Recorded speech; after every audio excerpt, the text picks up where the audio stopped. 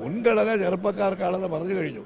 മുതിർന്ന നേതാക്കൾക്ക് മത്സരിക്കാൻ ആഗ്രഹമുള്ളവർക്ക് അവർക്ക് അവരുടെ ആരോഗ്യം അനുവദിക്കുമെങ്കിൽ പാർട്ടി തീർച്ചയായിട്ടും അതിനെക്കുറിച്ച് ആലോചിക്കുമല്ലോ.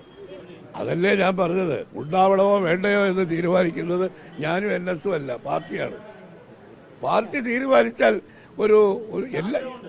അതല്ല, രാഷ്ട്രീയക്കാരോട് ആഗ്രഹമുണ്ടോ എന്ന് ചോദിച്ചാൽ ഈ കെട്ടുപ്രായമായി നിൽക്കുന്ന പെണ്ണുങ്ങളോട് കല്യാണം കഴിക്കാൻ താല്പര്യമുണ്ടോ എന്ന് ആരെങ്കിലും ചോദിക്കുമോ?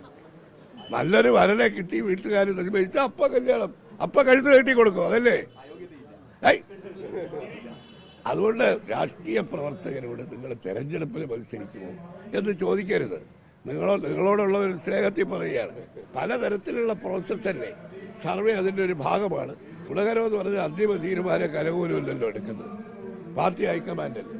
അവർ കൊടുക്കുന്ന ആ ഫീഡ്ബാക്കിൻ്റെ അടിസ്ഥാനത്തിൽ നമുക്ക് തീരുമാനമെടുക്കുന്നതിന് സഹായകമായിരിക്കും.